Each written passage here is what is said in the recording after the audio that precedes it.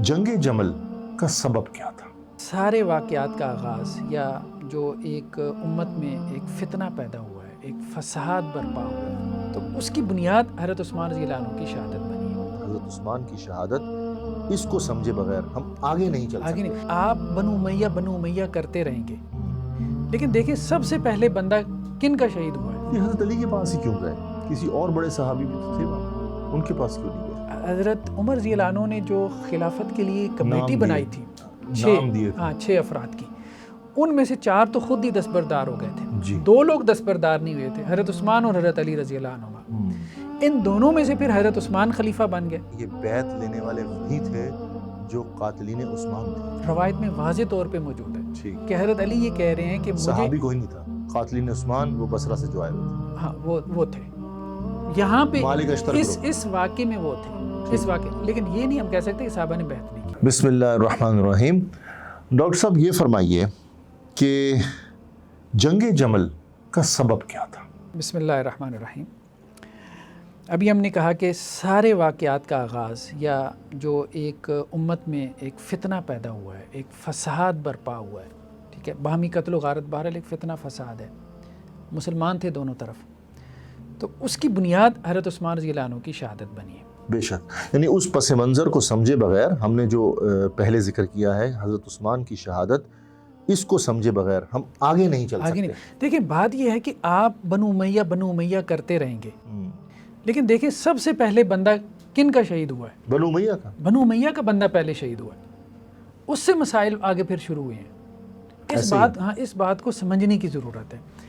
اور بنو امیہ میں بھی جو ان کا خلیفہ تھا، تو اب اس کا ایک صحابی رسول جن کی فضیلت تھی، تو اب اور ان کے لیے جنت کی بشارت بھی موجود تھی، عشرہ مبشرہ میں سے۔ تو وہاں سے مسائل پھر پیدا ہوئے۔ اچھا، یہ ہمارے سامنے جو ہے نا، یہ البدایہ والنہایہ، تاریخ ابن کثیر، اس کی جلد ہفتہ میں، یہ پیج نمبر 304 ٹھیک ہے، اردو میں ہے۔ ہم یہ کہہ رہے ہیں کہ لوگ مطالعہ کریں، اب بہت کچھ اردو میں ہے، صحیح صرف بات۔ مرزا صاحب کی باتوں پہ نہ بیٹھے رہیں، جی ہاں، مطالعہ بڑھائیں، بہت سی چیزیں آپ کے سامنے کھلیں گی۔ ریسرچ اسی چیز کا نام ہے کہ آپ لٹریچر کو پڑھیں، لٹریچر کو پڑھیں۔ اس موضوع کے اوپر۔ انہوں نے عنوان باندھا ہے معرکہ جمل کا آغاز کیسے ہوا، ٹھیک، ٹھیک ہے، باقاعدہ عنوان باندھا ہے۔ یہ لمبا چوڑا ہے، پھر یہاں پہ نا بہت لمبا چوڑا انہوں نے بیان کیا، ابھی ہم اس میں نہیں جا رہے۔ ہمارے سامنے اس وقت ہے مستدرک حاکم کی ایک روایتوں پہ ہم جاتے ہیں، ٹھیک ہے، ذرا ان میں تھوڑی سی بات اتھینٹک آتی ہے۔ تاریخ میں کوئی کہہ سکتا ہے کہ جی ضعیف اور صحیح سب جمع ہے۔ یہ روایت ہے قیس بن عباد سے، اس کو امام حاکم نے بھی صحیح کہا اور امام ذہبی نے بھی کہا کہ بخاری مسلم کی شرط پہ ہے۔ قیس بن عباد کہتے ہیں کہ میں نے حضرت علی رضی اللہ عنہ سے سنا جمل والے دن، کہتے ہیں یا اللہ میں دم عثمان سے بری ہوں، ٹھیک ہے، میرا ان کے خون سے کوئی تعلق نہیں، اور جس دن حضرت عثمان رضی اللہ عنہ مقتول ہوئے، شہید ہوئے، اس دن تو میں خود اپنے حواس میں نہیں رہا تھا کہ یہ کیا سانحہ ہو گیا۔ تو میرے نفس نے تو اس کا انکار کیا، لیکن یہ لوگ میرے پاس بیعت کے لیے آئے کہ ہم آپ کی بیعت کرنا چاہتے ہیں۔ کون لوگ؟ یہ جنہوں نے حضرت عثمان رضی اللہ عنہ کو شہید کیا، اچھا، وہ بھی تھے اور دوسرے لوگ یعنی بھی ایک جرم کرنے کے بعد حضرت علی کے پاس پہنچ گئے، بیعت کے لیے آ گئے۔ ٹھیک ہے۔ فقلت، تو میں نے کہا واللہ، اللہ کی قسم، انی لاستحی من اللہ ان ابایع قوما قاتلوا رجلا، کہ مجھے اللہ سے شرم آتی ہے میں اس قوم کی بیعت کروں جنہوں نے ایک ایسے آدمی کو قتل کر دیا جس کے بارے میں رسول اللہ صلی اللہ علیہ وسلم نے کہا کہ میں اس سے نہ حیا محسوس کروں جس سے فرشتے بھی حیا محسوس کرتے ہیں۔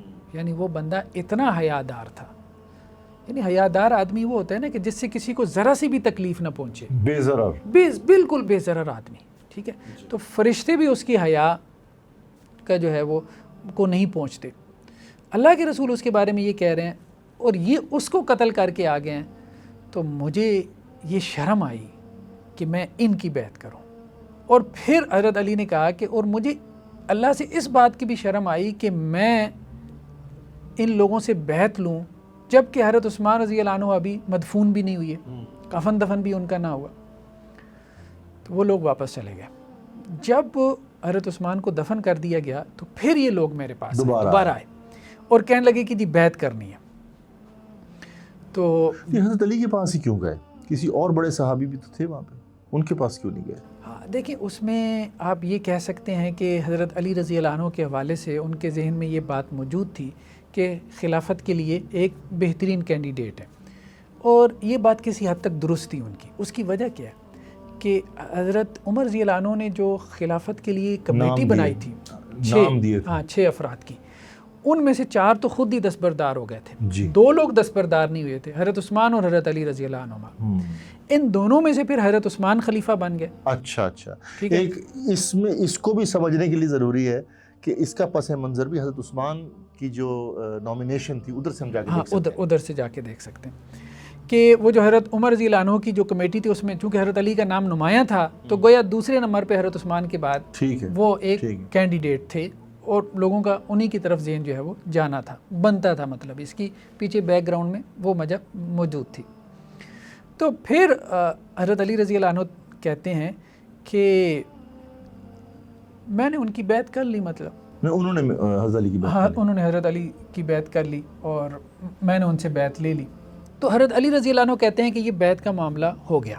ٹھیک ہے، پھر میں نے یہ بات کہی، لیکن ایک بات میں کلیئر کرنا چاہوں گا، یہ بیعت لینے والے وہی تھے جو قاتلین عثمان تھے، روایت میں واضح طور پہ موجود ہے ٹھیک، کہ حضرت علی یہ کہہ رہے ہیں کہ مجھے صحابی کوئی نہیں تھا، قاتلین عثمان وہ بصرہ سے جو آئے ہوئے تھے، ہاں وہ تھے یہاں پہ مالک اشتر گروپ، اس واقعے میں وہ تھے، اس واقعے، لیکن یہ نہیں ہم کہہ سکتے کہ صحابہ نے بیعت نہیں کی، وہ تو بعد کی بات ہے، انہوں نے بھی کی ہے انیشیلی، ہاں انیشیلی ابھی، کیونکہ بعض تاریخی روایتوں میں یہ بھی ہے کہ سب سے پہلے جس نے بیعت کی ہے وہ مالک بن حارث اشتر تھا، حضرت علی رضی اللہ عنہ کی سب سے پہلے بیعت کرنے والوں میں یہ تھا۔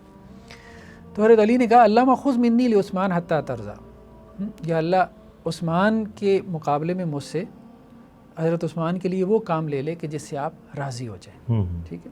خیر بہرحال یہ ایک روایت۔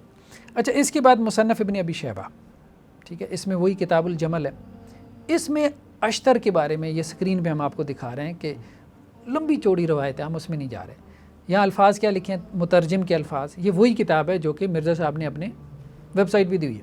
اشتر مسکرایا، پھر کہنے لگا کہ اگر ایسا ہوا تو ہم نہیں جانتے کہ ہم نے شیخ امیر المومنین یعنی حضرت عثمان رضی اللہ عنہ کو مدینہ میں کیوں قتل کیا، مطلب اگر ایسا ہی ہونا تھا تو ہم نے ان کو کیوں قتل کیا تھا، کیا ہونا تھا دوبارہ بیان کریں، ہاں اصل میں واضح کریں، وہ اصل میں بہت لمبی چوڑی بات ہے، مختصر حضرت علی رضی اللہ عنہ کے حوالے سے کہ حضرت علی رضی اللہ عنہ نے ایک ڈیسیژن لیا تھا، اچھا ٹھیک ہے، تو یہ اس ڈیسیژن پہ جو ہے وہ راضی نہیں تھا، اچھا، تو اس نے یہ بات کہی کہ اگر ایسا ہی ہونا تھا، یعنی حضرت علی نے ایسا یہ ڈیسیژن لینا تھا تو ہم نے حضرت عثمان کا قتل کیا کو مفت میں کیا، یعنی حضرت علی کے کسی فیصلے سے ناخوش ہو کے اس نے اس بات کا اقرار کیا کہ بھائی اگر ایسا ہی کرنا تھا حضرت علی نے تو ہم نے حضرت عثمان کا قتل کیوں کیا، ہاں قتل کیوں کیا، مطلب یہ وہ جتھا تھا جو حضرت علی کو بھی پریشرائز کر رہا تھا، ٹھیک ہے۔ ٹھیک، حضرت علی رضی اللہ عنہ نے کیوں بیعت کی، دیکھیں انہوں نے جب یہ دیکھا کہ اب مزید فساد برپا ہوگا، اگر تو پولیٹیکل گیپ ہوگا، یہ فسادی لوگ اوپر آ جائیں گے، اس سے تو سارا فتنہ کھڑا ہو جائے گا، دیکھیں نا شرارتی لوگ ہوتے کم ہیں، لیکن جو اہل خیر ہوتے ہیں وہ فتنے کی ڈر کی وجہ سے فتنہ پیدا ہو جائے گا، وہ ایکٹیو نہیں ہوتے، تو شرارتی لوگ غالب آ جاتے ہیں، جیسے خلیل الرحمن قمر صاحب کہتے ہیں 35-36 عورتیں ہوتی تو اتنی ہیں، لیکن وہ کیسے نظر آتی ہیں، غالب۔ پاکستان کی اکثریت عورتیں ایسی نہیں ہیں، لیکن وہ شیطان قسم کی عورتیں ہیں وہ غالب آ جاتی ہیں، تو یہی معاملہ تھا، حضرت علی رضی اللہ عنہ نے دیکھ لیا کہ یہ غالب آ جائیں گے، تو انہوں نے کہا کم از کم میری بیعت کر لیں تو اس سے کیا ہوگا کہ معاملات کچھ سنبھل جائیں گے، حالات کنٹرول میں آ جائیں گے، تو انہوں نے ان کی بیعت کر لی، اور ان کے ذہن میں یہ بات بھی تھی کہ حالات کنٹرول میں آ جائیں تو ہم حضرت عثمان رضی اللہ عنہ کی قصاص کی طرف بھی چلے جائیں گے، ٹھیک ہے۔ تو یہ حکمت تھی، اور یہ حکمت ان حالات میں سمجھ میں آتی ہے جس وجہ سے حضرت علی نے وہ بیعت لی۔ اور کیا آپ سمجھتے ہیں اسی حکمت کے تناظر میں، ان حالات کے تناظر میں، اس مشکل وقت کے تناظر میں حضرت علی نے شاید مجبوراً یا مجبوری کے تحت ان لوگوں کو عہدے بھی دے دیے جیسے مالک اشتر، ہاں ایسا ہی تھا، کیونکہ بعض اوقات حکمران بھی مجبور ہو جاتا ہے، ایسا ہی، بالکل ایسا، حضرت علی حکمران تھے، بالکل ایسا، پریشر تو ہر کسی کے اوپر آتا ہے، پریشر آتا ہے، بالکل ایسے ہی آتا ہے۔ یہ پھر مصنف ابن ابی شیبہ ہے، وہی جو مرزا صاحب نے اپلوڈ کی ہوئی ہے، ہم بار بار اس لیے کہہ رہے ہیں کہ ڈاؤن لوڈ کریں، مرزا صاحب جو حق بتا رہے ہیں آپ کو اپنی ویب سائٹ پہ اپلوڈ کر رکھا ہے، اس حق کو پڑھیں۔ جی جی، یہاں پہ یہ 38930 روایت ہے مصنف ابن ابی شیبہ کی کہ حضرت طلحہ کہتے ہیں، طلحہ زبیر رضی اللہ عنہما. جنگ جمل کے اسباب میں یہ بھی تھا نا, جنگ جمل اصل میں ایک طرف حضرت علی تھے, جی, ٹھیک ہے, دوسری طرف حضرت طلحہ اور زبیر تھے, حضرت عائشہ کی, حضرت عائشہ رضی اللہ, نمایاں تو یہی تھے. جی, تو حضرت طلحہ نے کہا کہ مجھے کھجور کے باغ میں داخل کیا گیا اور تلوار میری گردن پر رکھ دی گئی, پھر کہا گیا کہ تم بیعت کرو وگرنہ ہم تمہیں قتل کر دیں گے. میں نے بیعت کر لی. یہ کون تھا جنہوں نے حضرت طلحہ کے, حضرت طلحہ کی بات کر رہے ہیں نا؟ ہاں, حضرت طلحہ کی ان کی گردن پہ یہ انہوں نے نہیں بات. اصل میں ہوا یہ ہے کہ جب یہ لوگ نکلے ہیں حضرت طلحہ و زبیر, تو لوگوں نے کہا کہ آپ نے تو بیعت کی تھی حضرت علی کی, جی, تو اب آپ ان کی بیعت توڑ رہے ہیں. بات سمجھ رہے ہیں؟ حضرت علی کی انہوں نے بیعت کر لی تھی. اچھا, حضرت امیر معاویہ نے بیعت نہیں کی تھی, وہ تھے شام میں, جی, ٹھیک ہے, یہ حجاز میں ہی تھے نا. حضرت طلحہ و زبیر نے بیعت کر لی تھی. بیعت اس بنیاد پہ ہوئی تھی کہ وہ قصاص لیں گے. 4 مہینوں تک انہوں نے انتظار کیا اچھا, تقریباً. جب قصاص کا معاملہ نہیں ہوا تو انہوں نے کہا کہ جی ہمیں حالات نظر نہیں آ رہے. حضرت علی سے کہا رضی اللہ عنہ, تو یہ ٹھیک نہیں ہو رہا, تو انہوں نے بیعت توڑ دی. اچھا, ٹھیک ہے, انہوں نے بیعت توڑ دی. جب بعد میں لوگوں نے ان کو کہا کہ آپ نے بیعت کر کے کیوں توڑی ہے, یا تو بیعت ہی نہ کرتے, تو انہوں نے پھر یہ بات کہی کہ تلوار ہماری گردن پہ رکھ کے بیعت لی گئی ہے ہم سے, اچھا, ہم سے تو جبری بیعت لی گئی ہے. اچھا, یہ حضرت علی نے جبری بیعت نہیں لی. وہ جو شیطان, جو وہ شیطانی ٹولہ تھا بیسیکلی, جو حضرت علی سے زیادہ ایکٹیو تھا, جی جی, شاہ سے زیادہ شاہ کے وفادار, تو وہ اصل میں وہ لوگ یہ تھے. اسی طرح حضرت زبیر نے کہا کہ تلوار میری گدی پر تھی, انہوں نے بھی کہا. پھر مجھ سے کہا گیا کہ بیعت کرو وگرنہ ہم تم کو قتل کر دیں گے, بس میں نے بیعت کر لی. ٹھیک ہے, یہ مصنف ابن ابی شیبہ کی روایت. اچھا, ایک اور روایت ہے, یہ بھی مصنف ابن ابی شیبہ کی ہے. حضرت علی کو خبر ملی کہ حضرت طلحہ کہہ رہے ہیں کہ میں نے بیعت اس حالت میں کی کہ میری گدی پہ تلوار تھی. حضرت علی تک بھی خبر پہنچ گئی. تو حضرت علی نے عبداللہ بن عباس کو بھیجا کہ جاؤ ذرا تصدیق کر کے آؤ. تو اسامہ بن زید نے پھر ایک بات کی, انہوں نے کہا کہ جی مجھے یہ تو نہیں پتا کہ تلوار تھی کہ نہیں تھی گردن پہ, ٹھیک ہے, لیکن یہ مجھے ضرور پتا ہے کہ وہ بیعت انہوں نے رضامندی سے نہیں کی, کراہت میں کی ہے, ناپسندیدگی سے آپ کی ہے, کیونکہ لوگ ان پہ ایسے جھپٹے تھے جیسے ان کو قتل کر دیں گے. اچھا, اسامہ بن زید نے کہا, اسامہ بن زید نے کہا کہ میں یہ تو نہیں جانتا کہ تلوار ان کی گردن پہ تھی کہ نہیں تھی, ہو سکتا ہے انہوں نے مجازن یہ بات کہی ہو تلوار ان کی گردن پہ ہو, لیکن یہ میں ضرور کہہ سکتا ہوں کہ لوگ ان پہ جھپٹے ہیں اور ایسے لگا جیسے ان کو قتل کر دیں گے, اور انہوں نے اس حال میں بیعت کی, اور یہ ناپسندیدگی یعنی وہ دل سے نہیں چاہ رہے تھے. جی, یہ بات میں کہہ سکتا ہوں. اچھا, اب کہنے کا مقصد یہ ہے کہ ایک بات تو یہ ہے کہ حضرت علی رضی اللہ عنہ کی بیعت پہ اجماع نہیں ہوا. اچھا, کیونکہ اہل شام دیکھ لیں, پورا شام, کیا جمہور نے بیعت کر لی تھی, یہ بات درست ہے. جمہور صحابہ نے حضرت علی رضی اللہ عنہ کی بیعت کر لی تھی, اور خاص طور پہ جو مکہ مدینہ یا حجاز میں تھے, ٹھیک ہے, اسی طرح جو بصرہ میں ہاشمیوں نے بیعت کی تھی. بالکل, جمہور صحابہ نے ضرور جو ہے نا وہ حضرت علی رضی اللہ عنہ کی بیعت کر لی تھی. لیکن دیکھیں دوسری طرف پورا شام کا علاقہ حضرت امیر معاویہ کے پاس ہے, پیرالل انہوں نے اپنی حکومت قائم کی ہے. اس زمانے میں شام بھی اگر آپ بیان کر دیجئے کہ شام سے کیا مراد ہے. ہاں, شام سے مراد یہ صرف سیریا نہیں تھا, جی جی, یہ صرف سیریا نہیں تھا, بلکہ اس کے اندر جو ہے وہ اردن کا کچھ علاقہ آ جاتا ہے, آج کل کے لحاظ سے فلسطین کا علاقہ آ جاتا ہے, اس میں لبنان کا کچھ علاقہ آ جاتا ہے, تو یہ سب اس میں آ جاتا تھا. وہ شام کافی بڑا علاقہ تھا, تو جس کو بلاد شام جو ہے وہ کہا کرتے تھے. ٹھیک ہے, تو کہنے کا مقصد یہ ہے کہ وہاں پہ اہل شام نے بیعت نہیں کی. تو اب وہ کوئی لوگ تھوڑے تو نہیں تھے, وہ تو لاکھوں میں تھے جنہوں نے بیعت نہیں کی. دوسری طرف بھی اتنے ہی تھے, اور ان میں صحابہ کرام کی بھی جماعت تھی. ٹھیک ہے, اور اسی طرح سے مطلب تاریخی کتابوں میں آپ اٹھا کے دیکھیں تو اور بھی بہت صحابہ کے نام ملتے ہیں, صرف طلحہ زبیر کے نام نہیں ہیں رضی اللہ عنہ, اور بھی بہت صحابہ کے جو حجاز میں بھی تھے جنہوں نے بیعت نہیں کی تھی, لیکن یہ آپ کہہ سکتے ہیں میجورٹی نے کر لی تھی. تو اب یہ طلحہ اور زبیر رضی اللہ عنہ اور اسی طرح حضرت عائشہ رضی اللہ عنہ, ان کی آپس میں مشاورت ہوئی, اور انہوں نے کہا کہ حضرت علی رضی اللہ عنہ قصاص نہیں لے رہے, ان کو قصاص لینا چاہیے, قصاص کی ذمہ داری ان کے اوپر ہے, اور ہمیں ان سے قصاص کا مطالبہ کرنا چاہیے, اور قصاص کے لیے ان پہ دباؤ بھی ڈالنا چاہیے. یہ بیسیکلی دباؤ ڈالنے کے لیے نکلے ہیں بصرہ کی طرف. تو حضرت علی بصرہ جا چکے تھے؟ حضرت علی نہیں گئے. اچھا, یہ بصرہ نکلے اس لیے کہ بصرہ میں حضرت عثمان رضی اللہ عنہ کی حمایت موجود تھی. اچھا, یہ اس لیے بصرہ نکلے کہ بصرہ میں حضرت عثمان رضی اللہ عنہ کی حمایت موجود تھی. تو وہاں ہم جاتے ہیں, اور وہاں ہم لوگوں کو جمع کریں گے, اور ہم حضرت علی رضی اللہ عنہ پہ دباؤ ڈالیں گے کہ یہ قصاص لیں. اچھا, جب یہ لوگ وہاں جا کے جمع ہوئے ہیں اس مقصد سے, تو حضرت علی رضی اللہ عنہ بھی یہاں سے نکلے. جب یہ یہاں سے نکلیں تو حضرت حسن رضی اللہ عنہ نے بھی مخالفت کی. حضرت حسن نے ہاں کس چیز کی؟ حضرت علی رضی اللہ عنہ کے نکلنے کی. اچھا. انہوں نے کہا کہ آپ نہ نکلیں، بہت خون خرابہ ہوگا. یہ تاریخ ابن کثیر میں لمبی چوڑی روایت ہے. اچھا. انہوں نے کہا تو حضرت علی رضی اللہ عنہ نے کہا کہ تم عورتوں کی طرح جو ہے نا مجھ سے گفتگو نہ کرو. اچھا. مطلب یہ جس طرح کا تم مجھے کہہ رہے ہو نا کہ یہ عورتیں اس طرح سے گفتگو کرتی ہیں. ٹھیک ہے. لیکن حضرت علی رضی اللہ عنہ نکلے. ٹھیک ہے. پھر وہ لشکر بھی آمنے سامنے ہوئی ہے. اب اس میں دیکھیں نا جو نمایاں لوگ تھے، جیسے حضرت زبیر کا معاملات ہے، یہ صحیح بخاری کی روایت ہے کہ عبداللہ بن زبیر کہتے ہیں کہ جنگ جمل میں حضرت زبیر کھڑے ہوئے تو انہوں نے مجھے بلایا. اچھا. ٹھیک. عبداللہ بن زبیر بھی خود ایک بڑا نام ہے، ان کی بھی خلافت 8-9 سال رہی. کہتے ہیں میں ان کے پہلو میں کھڑا ہو گیا تو انہوں نے مجھے کہا، حضرت زبیر نے، میرے پیارے بیٹے آج کے دن ظالم یا مظلوم ہی قتل ہوگا اور میں سمجھتا ہوں کہ آج میں مظلوم قتل کیا جاؤں گا. دیکھیں ان کا جو نیریٹو ہے اس کے مطابق وہ یہ سمجھتے ہیں کہ حضرت علی رضی اللہ عنہ رسپانسیبل ہیں قصاص لینے کے. اچھا یہ حضرت زبیر بھی کون ہے؟ یہ بھی تو دیکھیں نا کون ہے. عشرہ مبشرہ. ٹھیک. عشرہ مبشرہ تو وہ ہیں ہی ہیں. رسول اللہ علیہ وسلم کے ساتھ رشتہ داری کیا ہے؟ جی. تو اب حضرت زبیر رضی اللہ عنہ صرف عشرہ مبشرہ میں سے نہیں ہے. یہ صحیح بخاری کی روایت ہے. اللہ کے رسول نے کہا کہ ہر نبی کا ایک حواری ہوتا ہے. ہاں بالکل. اور میرا حواری کون ہے؟ زبیر بن عوام. سبحان اللہ. ٹھیک ہے. اچھا یہ روایت تو ایک علیحدہ ہے جامع ترمذی کی، جس میں اللہ کے رسول نے کہا ابو بکر جنتی ہیں، عمر جنتی ہیں، عثمان جنتی ہیں، علی جنتی ہیں، طلحہ جنتی ہیں، زبیر جنتی ہیں رضی اللہ عنہ. اللہ کے رسول نے تو سب کچھ جنتی ہونے کی بشارت دے دی. پھر فضائل حضرت علی رضی اللہ عنہ کے لیے نہیں ہے، ان کے لیے بھی ہیں جو ان کے مخالف کھڑے ہیں. ٹھیک ہے. صرف حضرت علی اللہ کے رسول کے رشتہ دار نہیں ہیں، یہ چچا زاد ہیں تو وہ پھوپھی زاد ہیں. ایسا ہی. ٹھیک ہے. اور بہن کے ساتھ تو زیادہ قریبی تعلق ہوتا ہے. بہن کی اولاد کے ساتھ آج بھی اگر آپ دیکھیں تو یہ پھوپھی زاد تو حضرت علی کے بھی تھے. ہاں حضرت علی رضی اللہ عنہ کے بھی تھے. ٹھیک ہے.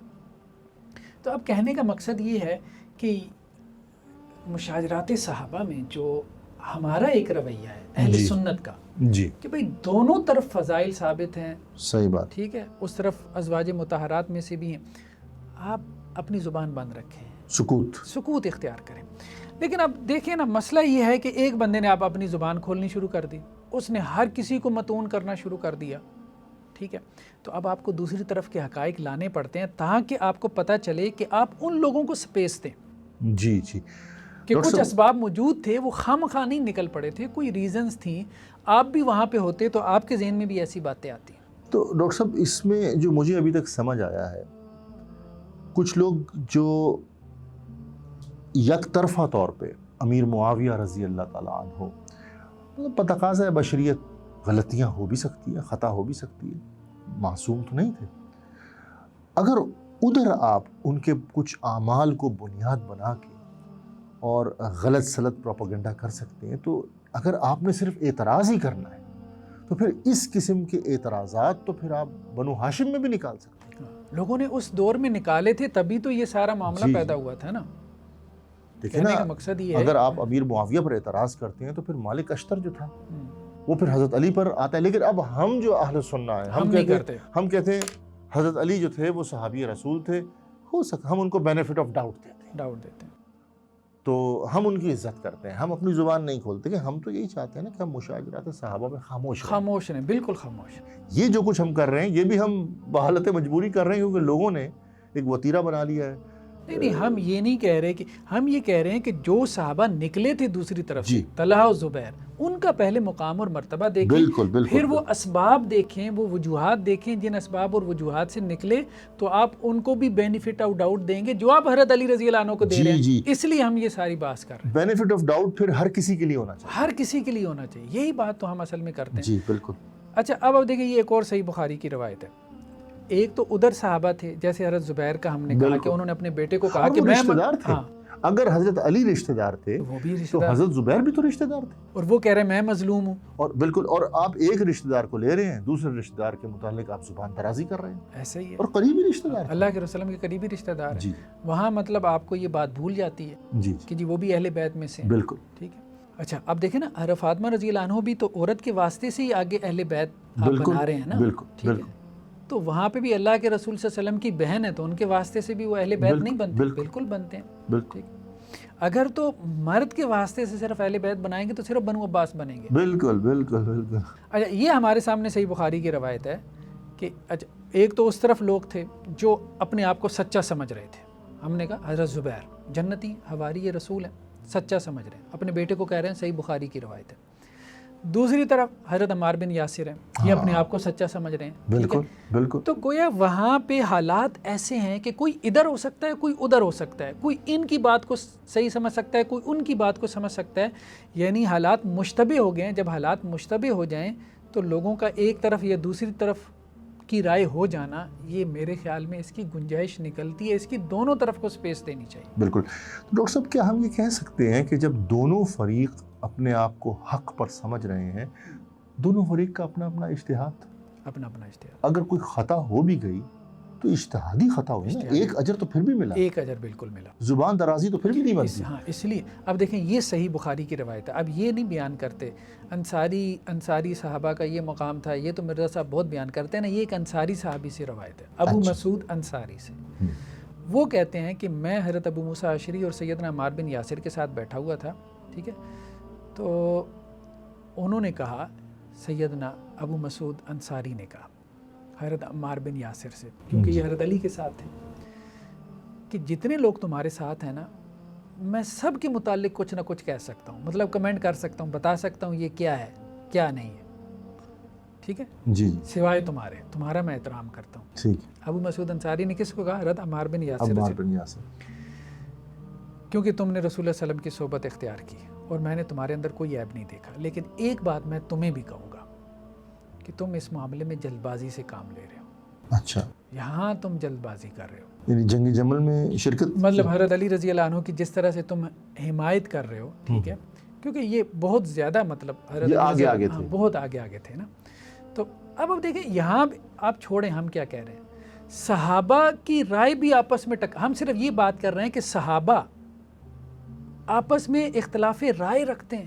جی منقسم رائے, ہر ایک کی اپنی اپنی رائے ہے, ٹھیک ہے. آپ کسی صحابی کو مجبور نہیں کر سکتے کہ اس نے یہ رائے کیوں اختیار کی ہے. صحیح بات. اچھا ایک اور روایت ابھی ہمارے سامنے مسند احمد کی ہے کہ حضرت عمار بن یاسر جو ہیں وہ اشتر نخی کے ساتھ آئے حضرت عائشہ رضی اللہ عنہ کے پاس, ٹھیک ہے. اور اچھا یہ روایت صحیح ہے مسند احمد کی. اس نے جو ہے وہ اشتر نخی بھی ساتھ تھا اور ساتھ حضرت عمار بن یاسر رضی اللہ عنہ بھی تھے. تو حضرت عمار بن یاسر رضی اللہ عنہ نے ام المومنین کا اجازت چاہی اور کہا کہ ام المومنین اجازت ہے. تو حضرت عائشہ رضی اللہ عنہ نے کہا کہ مجھے اپنی ماں مت کہو. اچھا. ہاں. تو حضرت عمار بن یاسر کہنے لگے کہ آپ چاہے اس کو ناپسند جانیں لیکن پھر بھی آپ میری ماں ہی ہیں. اچھا. تو پھر انہوں نے حضرت عمار بن یاسر سے کہا کہ یہ آپ کے ساتھ کون ہے؟ تو انہوں نے کہا یہ اشتر ہے. تو پھر حضرت عائشہ رضی اللہ عنہ نے کہا اچھا تو وہی ہے کہ جس نے میرے بھانجے کو قتل کرنا چاہا؟ اچھا کون؟ عبداللہ بن زبیر. اچھا. جنگ جمل میں یہ دونوں آمنے سامنے ہوئی ہے نا. جی. حضرت زبیر بھی تھے, عبداللہ بن زبیر بھی اس طرف سے تھے, ٹھیک ہے. تو وہ ہے کہ جس نے میرے بھانجے کو قتل کرنا چاہا. دیکھیں نا حضرت زبیر کے حضرت اسماء تھی نا, بالکل. حضرت عائشہ رضی اللہ عنہ کی بہن حضرت اسماء رضی اللہ عنہ وہ حضرت زبیر کی اہلیہ تھی, بالکل. انہی سے تو عبداللہ بن زبیر تھے, تو اس لیے یہ بھانجے تھے. بالکل. تو جنگ جمل میں یہ آمنے سامنے ہوئے تھے. تو تو وہی ہے, خبر ان تک پہنچ جس نے میرے بھانجے کو قتل کرنا چاہا. تو اس نے کہا کہ میں نے اس کو قتل کرنا چاہا, اشتر نخی نے کہا, اور اس کا ارادہ تھا مجھے قتل کرے, ٹھیک ہے. تو پھر حضرت عائشہ رضی اللہ نے کہا کہ اگر تو نے اس کو قتل کر دیا ہوتا نا تو زندگی بھر کامیاب نہ ہوتا, کیونکہ میں نے اللہ کے رسول صلی اللہ علیہ وسلم سے یہ سنا کہ جس نے کسی مسلمان کو قتل کیا, ٹھیک ہے, بلا کسی وجہ کے, تو وہ مطلب آگے وہی روایت ہے کہ جی بغیر اس کے ان وجوہات کے 3 جو وجوہات ہیں, تو وہ اس کے لیے جائز نہیں ہے, اس کے لیے حرام ہے. خیر بہرحال کہنے کا مقصد یہ ہے کہ یہاں آپ دیکھ رہے ہیں حضرت عائشہ رضی اللہ عنہ ایک رائے ہے, حضرت زبیر ایک رائے ہے, عبداللہ بن زبیر ایک رائے ہے, ابو مسعود انصاری ایک رائے ہے, عمار بن یاسر ایک رائے. صحابہ منقسم ہیں, مختلف آراء ہیں ان کی, ہر ایک اپنے آپ کو سچا سمجھ رہا ہے اور ہر ایک کے پاس جسٹیفیکیشن ہے. ڈاکٹر صاحب کیا ہم یہ کہہ سکتے ہیں یہ پولیٹیکل کانفلکٹ تھا نا؟ جی.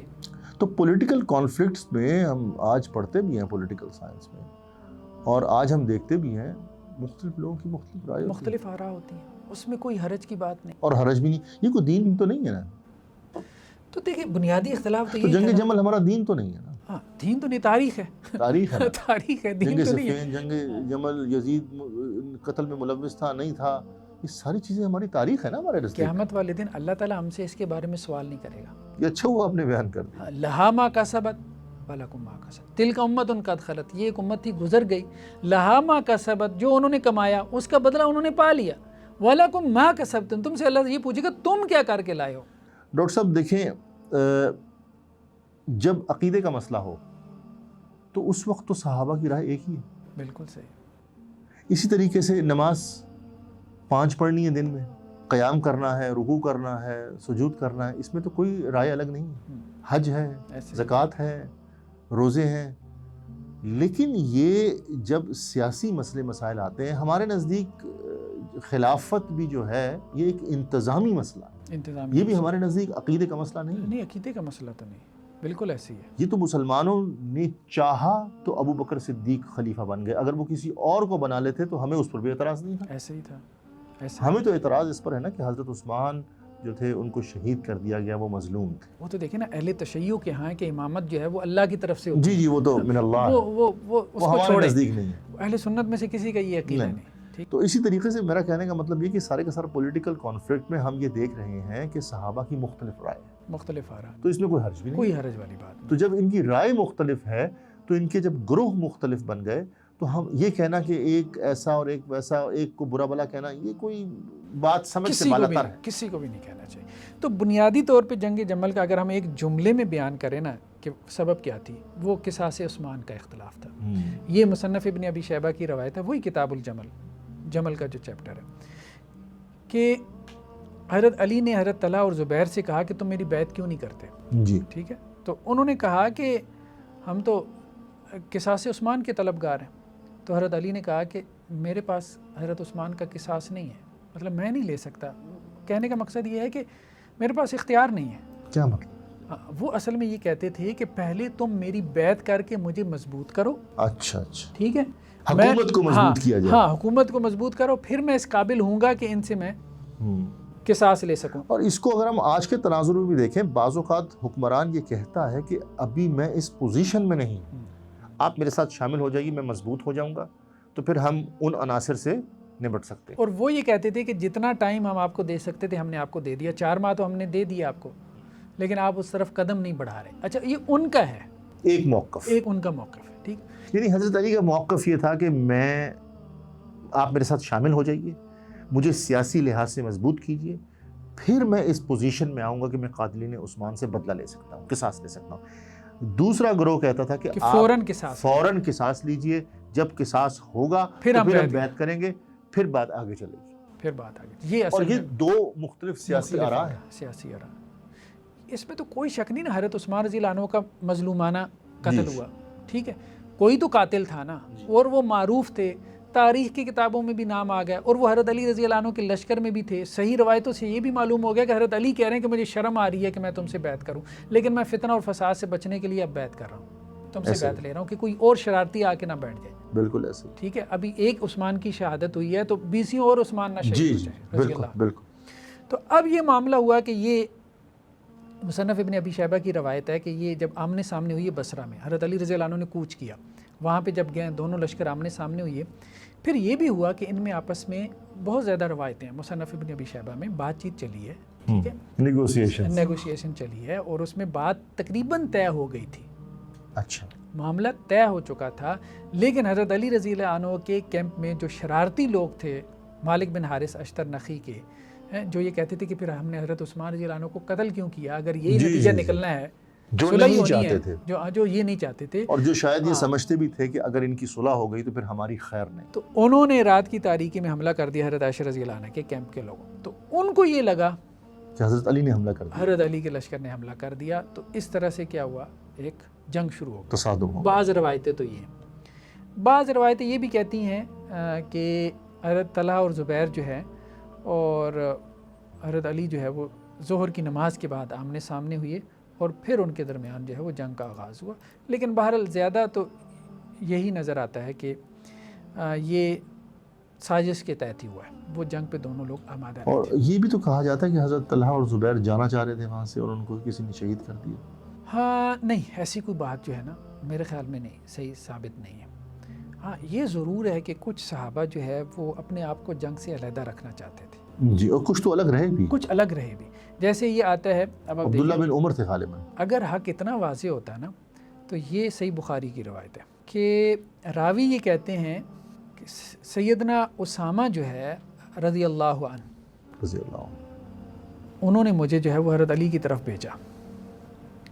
تو اور یہ بات کہی سیدنا اسامہ نے مجھے کہ جب تم حضرت علی کے پاس جاؤ گے تو حضرت علی میرے بارے میں پوچھیں گے تو کہ حضرت اسامہ کدھر ہے.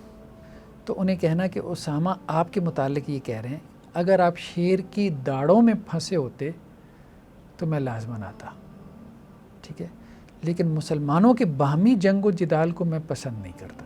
یہ اسامہ بن زید نے کہا. اسامہ بن زید، زید بن حارثہ کے ہاں بیٹے. مطلب یہ نہیں کہ مجھے موت سے ڈر ہے، اگر آپ شیر کی داڑوں میں پھنسے ہوتے نا تو میں آتا ضرور.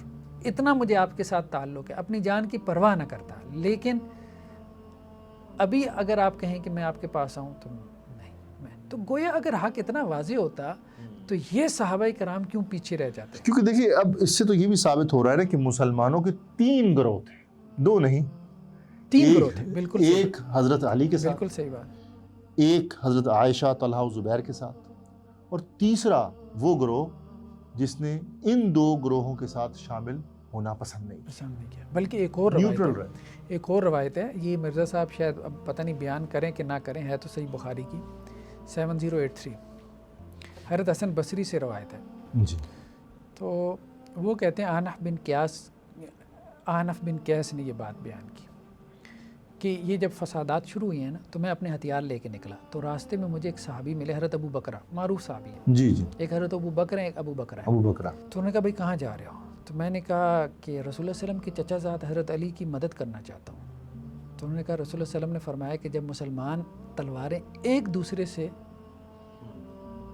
بھڑ جائیں، یعنی وہ ایک دوسرے کے خلاف اپنی تلواریں مسلمان نکال لیں تو پھر دونوں دوست ہی ہیں. وہ مطلب وہ یہ تو نہیں کہہ رہے تھے کہ دونوں گروہوں کو وہ فتویٰ لگا رہے تھے کہ دوست کی ہیں، وہ اصل میں انٹینسٹی واضح کر رہے تھے کہ بھائی بات یہ ہے کہ دونوں ہمارے نزدیک غلطی پر ہیں. کیونکہ مسلمان کا مسلمان کے لیے یہ ان کا اجتہاد تھا. بالکل یہ ان کا اجتہاد تھا. اب 3 ڈیفرنٹ اجتہاد آ گئے، 3 ڈیفرنٹ اجتہاد آ رہے ہیں. تو ایک گروہ حضرت علی کے ساتھ ہے، وہ دوسرے گروہ کو غلط سمجھ رہا ہے. ایک ان کے ساتھ ہے جو اس گروہ کو غلط سمجھ رہا ہے، اور ایک دونوں کو غلط سمجھ رہا ہے. ایک دونوں کو غلط سمجھ رہا ہے. اور تینوں وہ ہیں جن کو جنتوں کی بشارت ہے. اور تینوں صحابی ہیں جن سے اللہ تعالیٰ راضی ہو چکا ہے. تو اب ایک کو اچھا کہنا، ایک کو برا کہنا، یہ تو پھر بائسڈ اپروچ ہو گئی. نہیں، میرے خیال میں یہ نہیں کرنا چاہیے. تو ایک روایت کے ساتھ کہ خود حضرت علی رضی اللہ عنہ کا اس پہ کیا ایک تھا جب یہ معاملہ ہو گیا موقف. تو یہ بھی مصنف ابن ابی شیبہ کی روایت ہے کہ حضرت حسن کہتے ہیں کہ میں نے حضرت علی رضی اللہ عنہ کو دیکھا کہ جب یہ جنگ جمل خوب بھڑکی ہے، اب ظاہر بات ہے جب قتل و غارت ہوتی ہے تو وہ پھر میری آڑ لی ہوئے تھے، یعنی آپ پسند نہیں کر رہے تھے آگے بڑھ کے لڑنا. ٹھیک ہے، ظاہر بات ہے مسلمان کے اوپر ہی تلوار اٹھانی ہے. اور ساتھ میں یہ کہہ رہے تھے کہ حسن مجھے تو یہ پسند ہے کہ میں اس واقعے سے 20 سال پہلے فوت ہو چکا ہوتا. ابن ابی شیبہ میں، وہی ابن ابی شیبہ جو تو کہنے کا مقصد یہ ہے کہ حضرت علی رضی اللہ عنہ بھی جو ہے وہ ان کو احساس ہو گیا تھا کہ نہیں یہ نہیں ہونا چاہیے. دوسری طرف بھی یہ احساس موجود تھا. اچھا. دوسری ہر طرف یہ احساس موجود تھا، لیکن بہرحال ہو گیا، اللہ کی تقدیر. ہاں تقدیر تھی، تقدیر غالب آ گئی بس. ٹھیک، تقدیر نے تو غالب آ نہیں ہوتا. ناظرین انشاءاللہ ہم ملتے ہیں نیکسٹ ایپیسوڈ میں.